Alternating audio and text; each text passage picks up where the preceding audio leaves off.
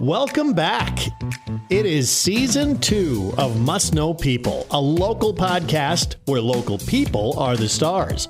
I'm John Ryan, and in each episode of Must Know People, we get to know the local change makers, the doers, the dreamers, interesting people that we think you need to know. Now, before we jump into the episode, let me ask you, do you have an idea for a podcast but don't know where to start? Call Pete here at Carroll Broadcasting, 712-792-4321. That's 792-4321, and explore your opportunities. You never know until you take that first step. Thanks for spending your time here with us, and let's jump into this episode of Must Know People. I'm John Ryan. Welcome back to Must Know People. And today got a great episode for you. I love to feature people just involved in a lot of things. And when I thought about the guest list for this season, this guy was at the top of my list. First of all, met all the criteria. From Carroll, stuck around the area, wanted to be in Carroll, is involved in so many things. And I tell you, started literally kind of at the bottom, if I can say that, and has worked his way all the way up to the top. It seems like it's Kyle Bauer, who is the general manager of New Way Auto Group in Coon Rapids. But Kyle, thanks so much for coming on. I appreciate it. Yeah, John, thanks for having me. I really appreciate this. And what'd you think when I called you? I always looked forward to hearing these. When's the next episode going to drop? When I heard the first one, I'm like, gosh, I can't wait to hear the next one. And it's something I just looked forward to, and it's nice to hear and get to know some of the people throughout the community. Even if you do know them, to know their story a little bit more. Exactly, and I thought that was why you would make a perfect guest for this, because a lot of people may know you, but they don't know your story, things like that. So we're going to get to know that here over the next hour or so. You are involved in so many different things right now. Can you actually name and remember all the things that you're involved with right now? Yeah, probably because I'm younger yet. I like to think that. You're all of 33, by the way. So keep this in mind when we're talking here. I think I'm always looking for the next thing too. I'm never just satisfied to sit back and sit there and wait for an opportunity to come. I want to go get it or go create it. I'm going to steal Kimmy Hackett's saying, opportunities don't just happen, you create them. And I truly feel that's what you have to do on some of the things. If you want something, you just have to go get it.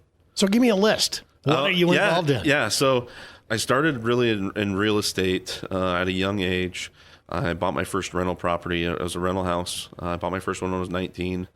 And then it kind of grew from there, and I bought my first storage facility when I was 21, and I bought my second storage facility when I was 23, and then I bought my third and fourth storage facility a few years after that, and then, the houses, I've kept adding to the rental homes, and then... How many do you own right now? Personally, I own 13 rental homes, and then I've got 4 self-storage sites, so there's just over 100 storage units. And then another coworker, Tom Hawkap, him and I were having a conversation one day, and Tom was saying, well, I'd like to buy some rentals. I'm like, well, I've got my hands on a lot of other stuff, but if you want to, Tom, I'm okay doing it. And I said, I may not be able to commit as much time as you. And we talked about that. And, we bought our first one 2.5 years ago, and we just closed on number 5 2 months ago. So. And you bought the car wash, Pettit's Car Wash? Yeah. So July 1st, a friend, Jesse Weidel, and myself purchased Pettit's Car Wash. And it's crazy how that all came about. I bought, just over 2 years ago, I bought the old Super Wash lot located next to the old McDonald's. And I had these big dreams of putting a car wash there, and that's what I wanted to do. And that was the reason I bought it. And, you start looking at the financial investment, what it takes to do it, and, doing it yourself and on a risk, I wasn't comfortable on that, that spot yet, and having the capital to do it. And I've known Jesse for quite some time, and, started talking to him, and we measured stuff out and kind of had it planned. And then, he said, what about Pettit's? And, I'm like, well, I graduated with one of Todd's daughters, Kristen, and I'll go talk to him. My uncle worked for Todd for many years and still does, kind of helping move people. And so I went down, and it was February of last year, and I sat in the office and just asked, have you thought about retiring or selling, Todd? And he said, well, something we've been talking about. And it was a long process to get everything together. And so you sought him out. He wasn't seeking you out. No. I went down knocking on the door there and probably caught him off guard a little bit. And, I went down there another time too and just kind of a follow up. And then we went out to eat at Hoonan's one night. It was Jesse and myself and Todd and Pam. And then people see in public, and then they're starting to put some stuff together, and you have people message, hey, are you purchasing the car wash? So, we finally got a deal done and financed, and, we worked with the SBA on that and Commercial Savings Bank and with Ryan Milligan. Great relationship with Ryan. He's made things easy for me on the lending side of things, or if I need something. And it wasn't just one of those deals where you were going to take over. You remodeled everything. You redid the car wash. Yeah, sometimes I got to tell myself, you got to pull the reins back a little bit, Kyle. Slow it down, slow your roll. And I've always been, I want it right now. I want to do it right now. But, I got to pull the reins back a little bit. Things take time. And we dealt with the DNR on removing the gas pumps and tanks. That was something that, never dealt with before. And, and then, we ordered equipment. And, it's got to be daunting. I mean, just to undertake a project like that. But you turned it into something really, really cool. You also owned a party bus business in the meantime, didn't you? Yeah. Do you still own that? No. So purchased a party bus business. Another gentleman and I purchased a party bus business. And we had that up and go. We had 3 buses. And then COVID hits. And the craziest part about the insurance is I think we paid more for insurance in one year than we paid for all 3 buses. Wow. And then COVID hits and, there's not much going. And it was fun. It was fun. We'll just say it was fun. It was a fun business to be in. Yeah. But, when, back to the car wash, we purchased it in July and we started doing the rehab about a week after we purchased it. We ran it for about a week. And then the new equipment started to, we got a ship date on that. We did demo with all the old stuff and hauled that out. And my dad works at a junkyard, so I gave everything to my dad and hey, get rid of all the metal and whatnot. And in the meantime, it was kind of crazy. There was another opportunity of a car wash that came up that we ended up purchasing too. So we purchased our second car wash, and before this one was even up and done and operational, we purchased and closed on our second car wash location in Audubon, and that's a car wash and laundromat. So you can add that to the list of businesses. Yeah, that so it wasn't necessarily planned or expected. It was just kind of an opportunity that one just kind of fell in our lap, and we talked about it. Is it the right move? I don't know if it is, but it's close to home. It's a 30-minute drive. Jesse lives in Templeton. He can run down there quick. Where I live at, I look at my front door and I can see the Carroll Car Wash. So if there's an issue, it's something that can run right down there too. But it's been a good business. You mentioned the word home, so let's transition back to that. You grew up here in Carroll. Almost all your businesses are revolving around Carroll. Talk about growing up here in Carroll. Where did you grow up, and what street did you grow up on? Talk about that. Yeah, grew up in Carroll, 641 San Salvador. All right, that was home, and we lived there. Gosh, I don't know. Till I was probably, my parents split apart when I was, probably 10 or 11 years old. My mom lived in an apartment complex, and Dad stayed in the house till I was a junior in high school, and then he bought an acreage. And if I wasn't there, I was living with my grandma and grandpa. I was really close to grandma and grandpa, and that was on South Adams Street. That was home too, so that was kind of a second home. I was there. You were kind of a kid all around town. I was, yeah. I was spoiled by them. So what was it like growing up in Carroll? What did you obviously liked it. You stuck around. Yeah. I don't know. I tried college. It wasn't for me. I'd come home every weekend when I was at college. Carroll's got everything for me personally. Carroll has pretty much everything I need. I can drive across town in 5 minutes. I look at going to Des Moines, how long it takes to go somewhere. That's not me. Going out and knowing people in the community, and you go to a restaurant, you talk to people.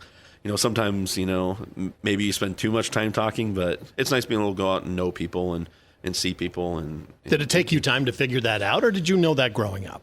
I'm not sure. I think it just came with time.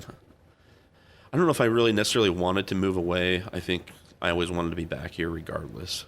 Well, I tell you what, yeah, you're made a big impact here on the town of Carroll. And by the way, throughout all those businesses, we haven't talked about the fact that you were holding down your full-time job at New Way Ford as the general manager and getting into politics later on. But take me back to high school. What was high school Kyle like? Oh gosh, I honestly I kind of struggled in school. I really had a hard time. I had some good teachers, grade wise. I had fun in high school and sports. That was really fun. I loved sports. And when coaches tell you that, enjoy the time while it lasts, now you're thinking, nah. Well, it goes by a lot faster than you think. I've been out of school for 15 years now, and I look back and I'm like, only if I could go back and do that again, I would do a couple things different. I would enjoy that moment. And if, a young person listens to it, I would say really enjoy and embrace that moment, because you only live once and you're only going to have some of those experiences one time. They always say youth is wasted on the young. Yeah, it is. Exactly. Who are some of the influences that you had in high school that you talked about? Teachers. My mom and dad were both teachers, so I love to hear the influence that they had on you. Yeah. So I'm going to use my track coach. It was my throwing coach, Amy Brown, for shot and discus. That was something I really enjoyed. And I didn't start track until my sophomore year. And then, football. I did two sports, track and football. Amy was a good coach, and we had fun while doing it too. And football, we had a great group of coaches with McCartan and Shable and Christensen and Noggle and there's drawing a blank on some of the other, but there was a lot of those guys. We had fun doing that. We had good seasons. And do you run into them now? Yeah, every once in a while. You may go 3-4 years without seeing one of them, and you'll see them 2 times in a week. And it's like, you live in town. And will they bring up football and memories for you? Yeah, every once in a while we'll talk about it. But remember that trip to the Dome, man? That was great. That was fun. Talking about one of those times, it's once in a lifetime opportunity. That was once in a lifetime opportunity, playing and experiencing that. Yeah, for Carroll, has that been their only trip to the Dome? I believe so, yeah. I believe so, too. I don't have that right offhand. If we had Blankman here, he'd be able to tell us in a heartbeat. That's right. I seen Jeff out last night, actually. Yeah? So. What's your first job? My first job, as an adult or as high school? High school. Growing up. So my dad worked at Wendell Feedlot when I was in high school, and so that was my kind of first job. I hung a lot of guardrail and putting railroad ties in the ground for fence posts, and there's a lot of manual labor. And then I worked at Tractor Supply as well my senior year. We had a class called MO for multiple occupations where we were able to go out and work. So I worked at Tractor Supply. What did those jobs teach you at that age? Gosh, at the time you hated some of it. I looked at working at the farm for Wendell's at the time. It was hard work. It was hot. It was dirty. I would say, one would be accountability and a work ethic and staying busy. They weren't going to let you slide. It was 100 half of the job. Yep. Yeah, those jobs will teach you a lot, and sometimes it teaches you what you don't want. Going forward. Sometimes. Yeah. So that's interesting that you did some of those things. But I got to know you years ago because you worked at Champion Ford as a detailer. Yes. In their department. So, literally in the car business, you started at the very entry-level position. Yeah. So after graduation of high school, I went to college for a semester. It wasn't my thing. I came back, and I lived with my grandma and grandpa. And I worked at the factory in Scranton building garbage trucks.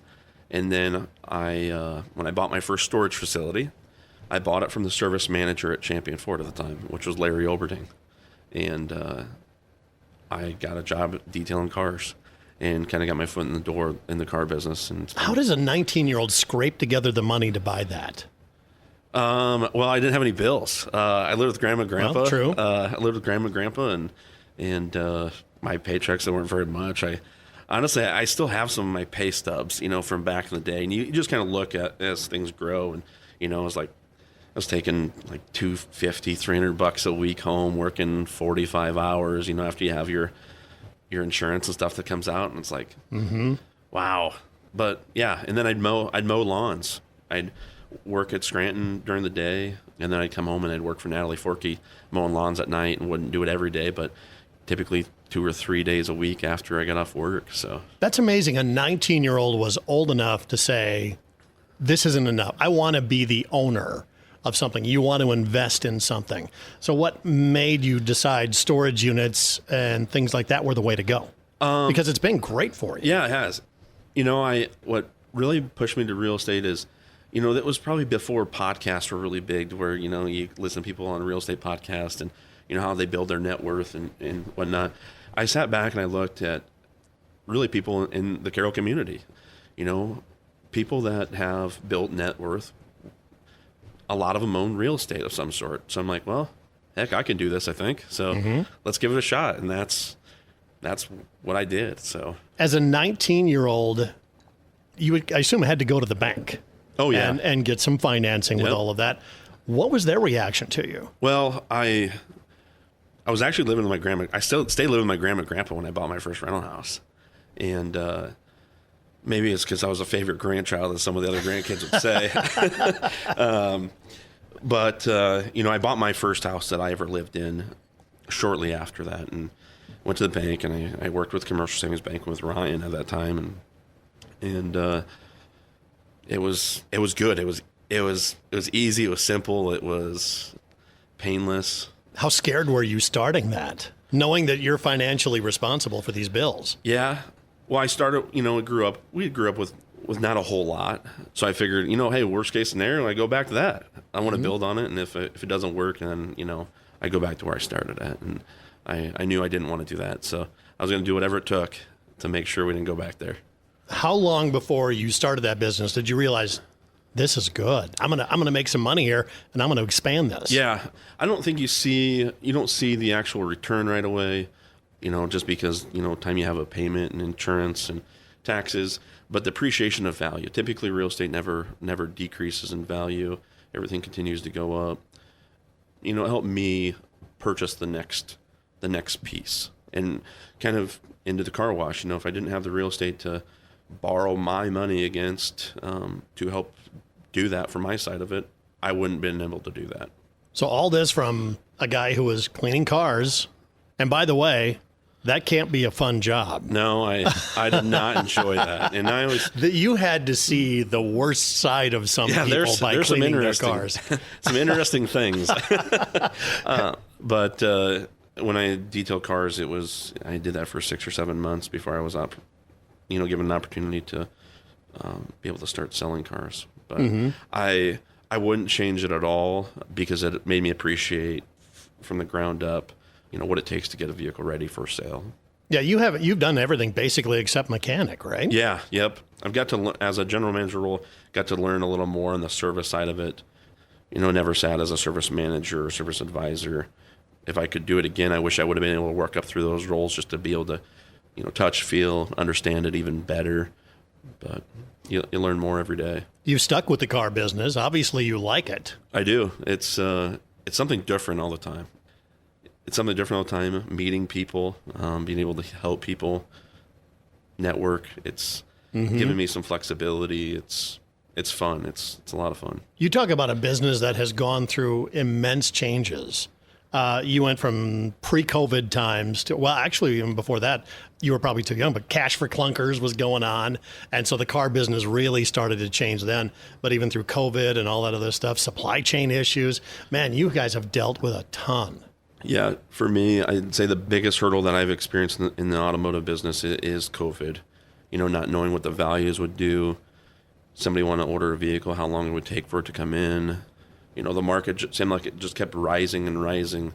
And you knew that it was only a matter of time before the bottom fell out of it. So you didn't want to get too heavy on, vehicles, or, I was kind of skeptical of getting too many vehicles out there, because when the market drops, it's going to drop, and it'll drop hard and fast. I think it took longer than what I was expecting, but, some of the values on some of the vehicles, it was crazy to see. But I think, we see it now in some of the new vehicles too, of the cost of things. Mm-hmm. So all the time while you were working at the car business, doing things like that, and eventually in sales, you continued to add properties to your real estate portfolio, things like that. And how scary was that to keep on adding some of those? And did you ever feel overextended. This is iffy, but I'm going to do it anyway. Oh, I remember my mom, well, both my mom and dad telling me, maybe you're doing too much. Maybe you're buying too much. Maybe you're getting involved in too many things. And I just remember telling them, I'm fine. If I feel overwhelmed, I'll quit. So. And you were how old? Oh gosh, I remember my mom telling me that at a young age. My mom probably more so than my dad. And mom always told me, Kyle, you're a dreamer. Well, yeah, but I'm going to achieve those dreams. So. And you didn't rely on anybody else. You just relied on yourself. Yeah, I've always been under. Is that why you believe so much? Is because it was you? It was up to you totally? Yeah, and I always said too, if I can't do it, I'm not going to go ask somebody else for help. So if I can't make this financially work, or if I don't feel comfortable doing it, I'm not going to go ask somebody else. When did you consider yourself successful at business? Oh, I don't even know if I do yet. Really? No, because I think there's more to come. I want to do more yet. I want to get involved in some more stuff.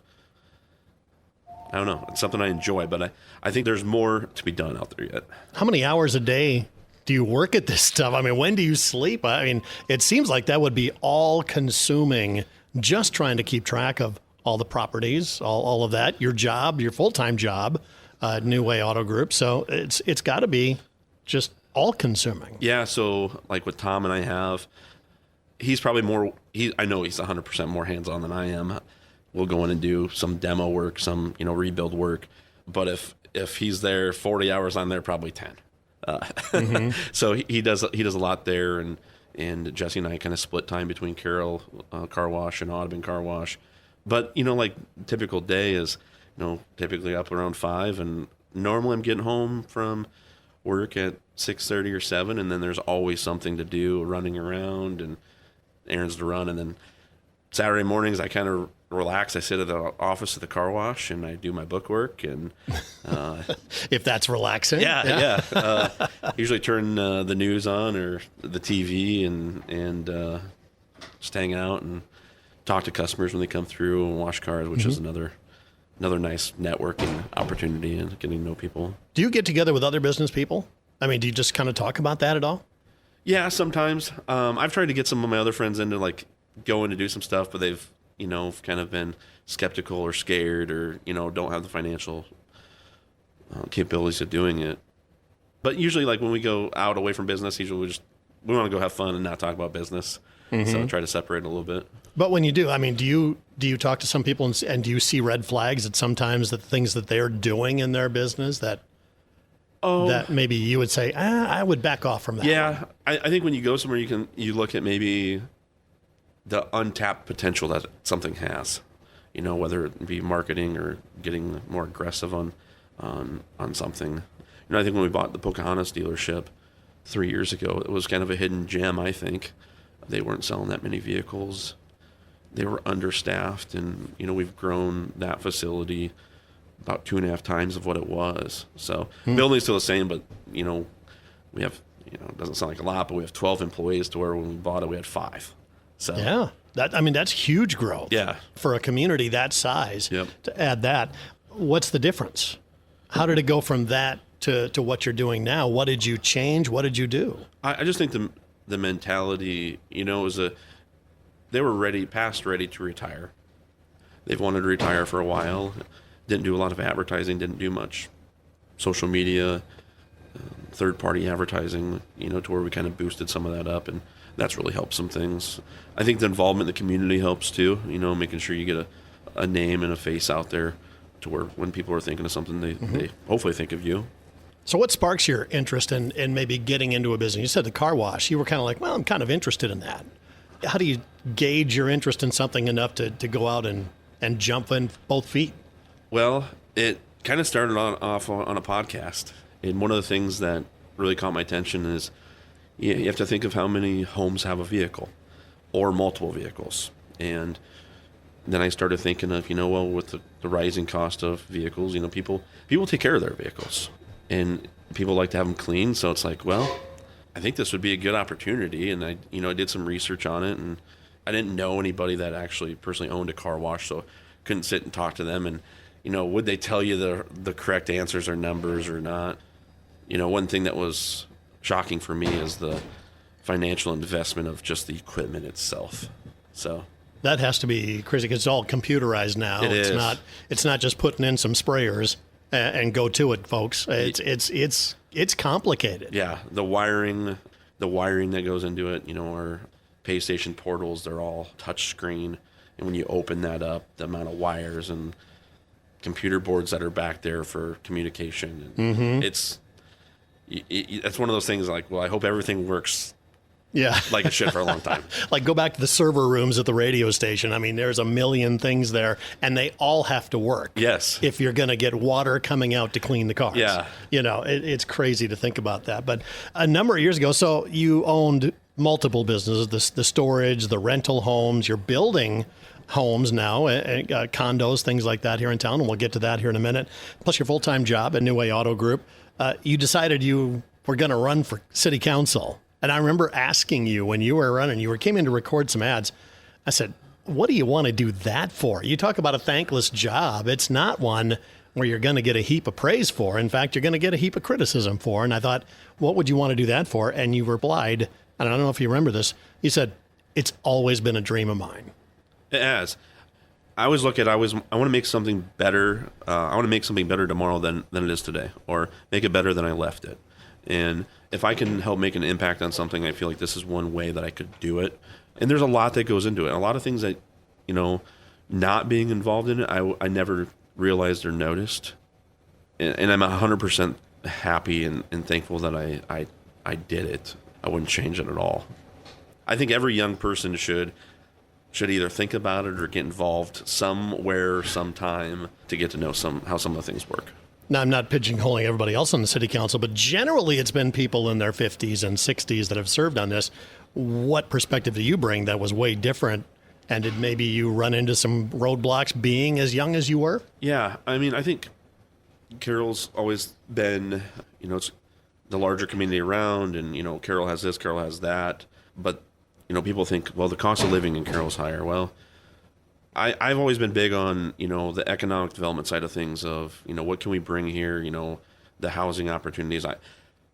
I believe there's a major demand for housing in the community at all levels. And I've been an advocate on that for a while. And one thing I struggle with and still do with some of our lot prices throughout town, like if I want to build a home, you talk about $60,000 and $70,000 lot prices, then you got to put up a home. Well, you want affordability, that doesn't start at $65,000 lot prices, and some people don't like that the city gives incentives or gets involved in some of that. But I think if we ever want to grow, we've got to start doing some more of that maybe they've lacked on in the past. Now, when you first ran, I think that the rec center was the big issue, wasn't it? It was a tough deal. And you kind of ran, it seemed to me, tell me if I'm wrong here, like Tom Bordenero and J.J. Schreck, and you kind of ran as a block. It seemed like, anyway. Yeah. We all have different ideas, different opinions on things. It was the first time that was a 3-3 split vote. That was a tough deal because the design work and how everything was laid out was already done before we were ever involved. And one of the first couple meetings was, voting on a multi-million-dollar project. There needed to be some updating done. Did that make you nervous? A little. When you're green on something like that, it's a learning curve. The first time we did a budget, looked at the city budget, that was, that's like, holy cow, there's a lot that goes into this. So what was the biggest issue that you think you've dealt with on the city council since that time? I'll tell you the hardest is, and it seems so simple, is vicious animals. Really? Because you're telling somebody that, hey, you can't have your pet anymore. Sure, I suppose, yeah. And I just look at I've got 2 dogs, and, they're like my children. I don't have any children, but they're like my kids, For the longest time, I took my oldest dog to work with me every day, and he laid in my office, and, it's truly a man's best friend. So you tell somebody, hey, you can't have that anymore, it makes it tough. Do you get a lot of feedback from people, voters, out around town? It's hit and miss. It depends on the issue at stake, I think, and it kind of goes in spurts. I always try my best to respond to everybody. Have you ever taken a vote that you maybe felt one way, but your constituents, everything you heard from them was another way. And so you kind of said, okay, here's what the people want. Yeah. Do you have any examples of that? Yeah, I think it's kind of a split deal right now, kind of back on the economic development. How much does the city get involved on doing some economic development? Getting involved with doing incentives, or such as land purchase. There was a big deal on a land purchase thing for future housing or future commercial. There's always been talk of, this business or that business coming in, but if you don't have any bargaining power, you're not going to get some of those people here. How do you deal with criticism? Because I'm sure that comes your way. Oh, yeah. Do you ever get somebody calls you up that's just steaming mad, and then they calm down the more they talk with you? No. No. I wouldn't say. Do they stay mad? I wouldn't say necessarily that. I think people go to the email method more so than anything. It's easier for them to send an email than talk to you one-on-one. It's easier to vent all of their feelings. Yes. Out Now you will still email. get some of the calls or one-on-one conversations, but I would say that the emails probably come more so than anything. How do you deal with that? It's got to eat away at you a little bit. Yeah, some of it does more so than others, and some of the things I probably take a little too personal. But I just respond back with my true feelings and what I think's best, what's going to be best for the community. And that's all you can do as an elected official. What's your least favorite thing about being on the council? Oh gosh. Is there something you just not as like, I'd rather not do this, but it comes with the job? I can't say that there is. I really like every aspect about it. Getting involved, probably going back to the vicious animal thing. I hate seeing those on an agenda. That's the hardest thing to tell somebody that they have to get rid of their animal. So you've got, like I said, all this other stuff going on in your life. How much time do you have to commit to being prepared for a city council meeting and all of that? Yeah, so typically, for me, the Friday before our Monday meeting, we always go to MC's Cafe for breakfast, and it's usually another council member and Aaron and myself. We have breakfast. We talk about the agenda, go over it. Is there any questions? We'll get those questions answered. So we spend an hour there on that Friday morning. Council meetings typically last, 30 minutes to 3 hours or so anymore. Kind of hit and miss. But then I always look through it over the weekend too. And I probably spend an hour looking through it over the weekend, making notes, jotting down things, or looking back past at, say a project, for example. How would you describe yourself as a councilman? Are you conservative? Are you moderate? How would you describe your stances? I like to look at myself as conservative, just like I would in my personal life. I don't live in an extravagantly big home. I live very simple. But I think as a city, we're providing a service to people, and you can only cut back so far before you start affecting those services. And I think that gets down to like equipment too. You have employees that are running this equipment. You can only run the stuff for so long before you start spending bad money on something, throwing money in repairs versus taking that and putting it into something newer. Do you see any future in politics doing something else other than city council? No. No? This is going to be it? City council will be it. How long do you want to be on the council? I'll run another term. One more term? Yep. After that, you just see as it comes, or you definitely kind of got your mind made up? We'll see how it comes, yeah. Okay. But one more term for sure. I'll run again this fall. And then after those 4 years, we'll see what's after that. Let's shift some gears here and talk about your typical day, because, with all the things going on, I talked to somebody who knows you pretty well. They said, man, you sit down and talk to Kyle, his phone's going to go off about 10 times. So you're busy. You're always communicating with somebody about something. When does your day start? What's your morning routine like? Yeah. Like I said, get up about 5 o'clock every morning. Alarm clock? It's hit and miss. For the longest time, I did snow removal, and I quit doing that a couple of years ago. Besides my own property, I did snow removal for probably, 10 years. I would do probably 15 commercial properties, and at one time had 50 driveways, and it was myself and 3 other people doing snow removal, which transitioned away from that. But so now it's more normal than getting up and having to worry about all that. But I would get up at 5, and I take the dogs out and feed them, and then usually I'll make eggs and microwavable bacon for breakfast. It's pretty routine. Sounds yummy. Yeah. It's not bad. It's kind of gotten to be normal. And then like now, I'll typically stop at the car wash every morning, just check everything out.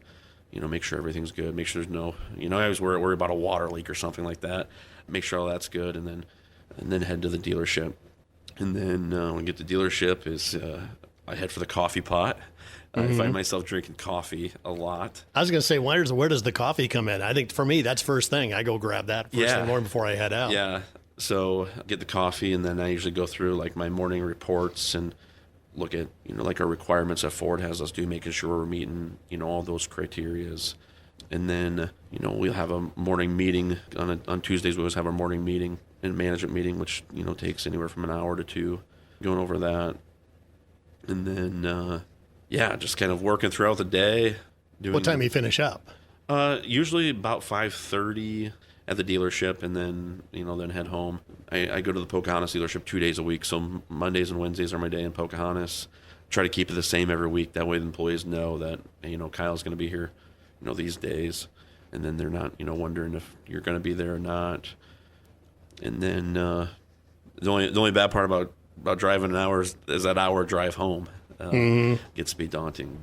And then, I would, come home and typically there's always some sort of running around to do. And then being a kind of a bachelor guy, I'm not very good at cooking. So usually I'm meeting a buddy for supper or something like that and grabbing a beer. But yeah. What time do you call it a day?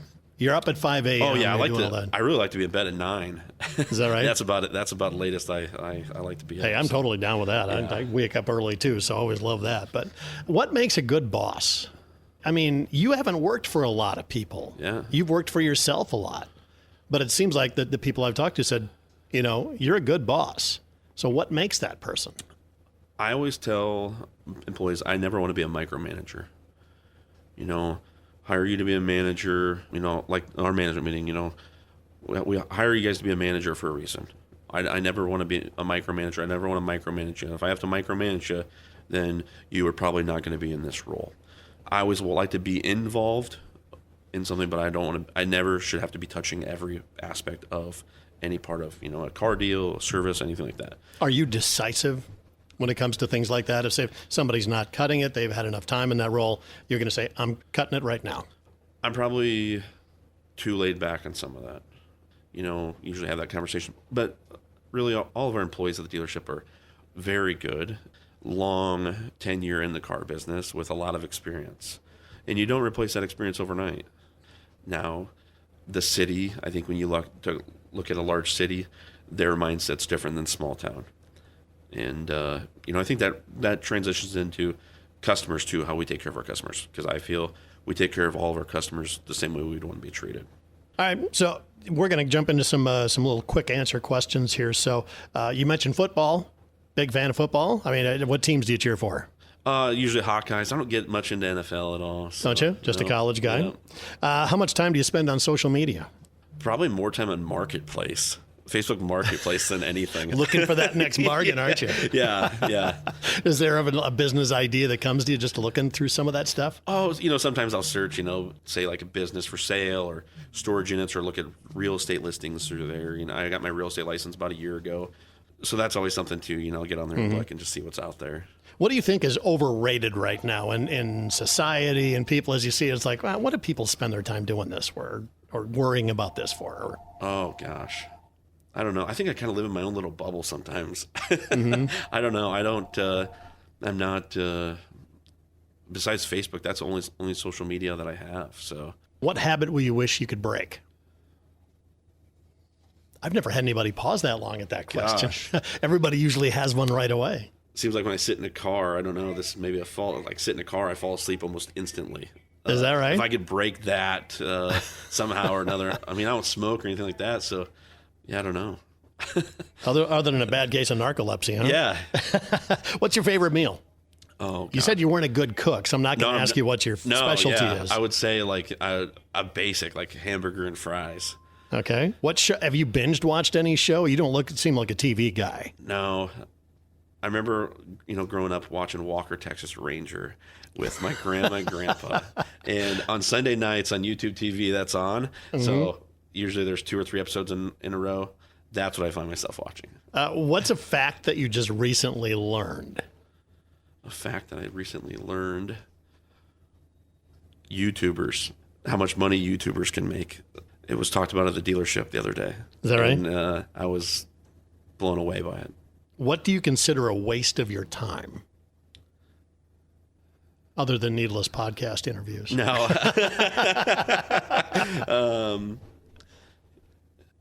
It's a harder answer than it should be. Waste of time is, I would say, driving. For me, is I spend a lot of time on the road. Yeah, you mentioned that hour-long drive sometimes coming back from Pokey and things like that. What's the best compliment you've ever received?